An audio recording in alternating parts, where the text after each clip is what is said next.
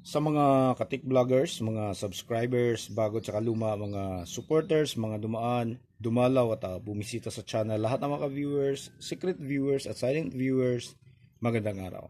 So isi-share naman natin ngayon ay tungkol sa speaker, kung maaari bang hugasan. Kasi ito ay napaka-basic nito, napaka-lumang technique ginagawa namin dati doon sa mga driver na duming-dumi na yung hitsura. Okay, so daming nagtatanong ng mga kaibigan ko kung pwede ba raw hugasan kasi nga sagwa na ng hitsura. Kasi yung iba, technique pinapaitiman nila, so po pwede din yun. Iba naman pinipinturahan kasi may mga disadvantages kapag pinipinturahan o kinukot mo ng iba to. So dito, kapag hinuhugasan mo yan, kung ano yung sensitivity ng driver natin, ganun pa rin, walang mag-iba. Pero, hindi po lahat ng driver ang pwedeng hugasan. Katulad ng mga gumagamit ng pure papel doon sa mga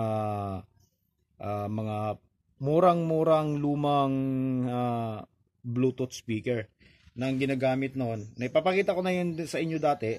May mga video na tayo yung dalawa na ganito lang yung ginagamit parang makapal na bond paper.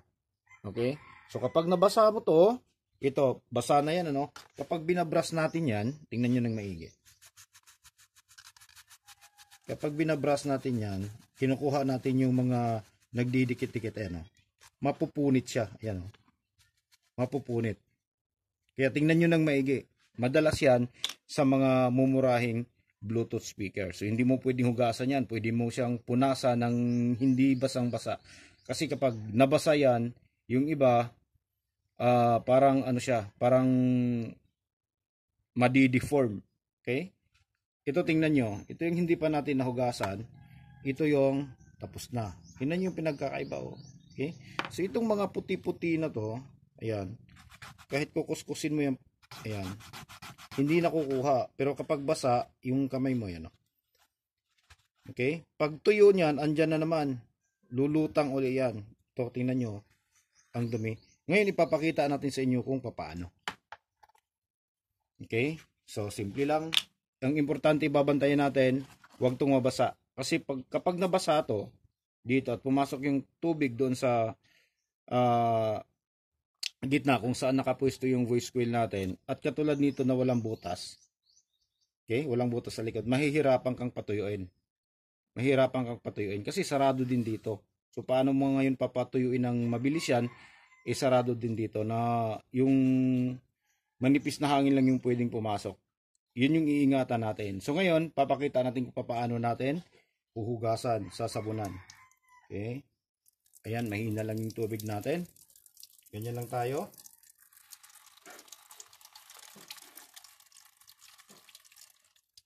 Okay? So ayan, basa na siya. Tapos, simpleng sabon lang. Simpleng sabon lang yung gagamitin natin. Kailangan yung brush natin ay yung soft bristle, hindi yung matigas yung bristle kasi delikado nyo, baka matusok mo. Hindi pwede yung steel brush Okay. Ganyan lang siya.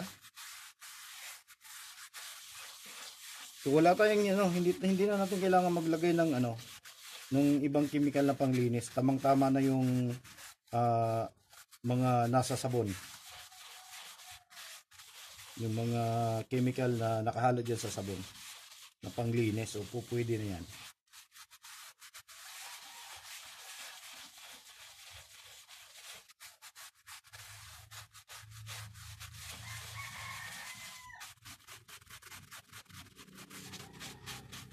Lalo na kapag mga malalaking driver, so hindi ka kakabahan dahil nga iba na yung cone na ginagamit. Pwedeng hugasan natin kisa naman pinturahan mo o i-coat mo ng ibang klaseng mga chemical. So dito walang magbabago, sa tunog walang magbabago.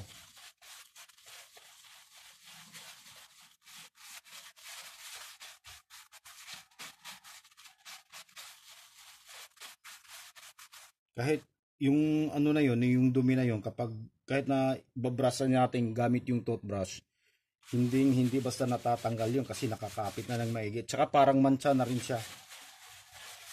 Okay, so tama na siguro to. Yan, so banlawan natin.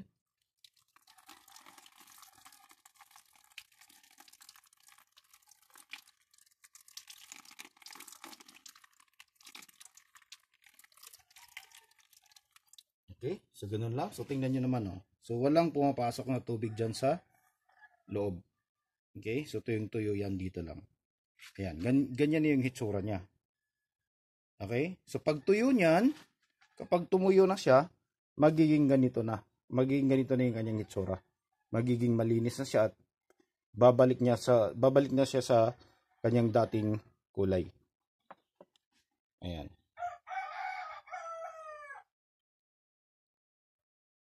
Okay? Tapos, subukan naman natin tong iti-test. Maglagay tayo ng short video, ano, kung hindi ba magbabago yung kanyang tunog. Okay? Ayan. So, pwedeng linisin yan. Ayan. Hindi nagbabago. Walang napunit, walang nabutas. Ayan. Okay, so hanggang dito na lang siguro tayo, no? So, maraming salamat. God bless at bye-bye.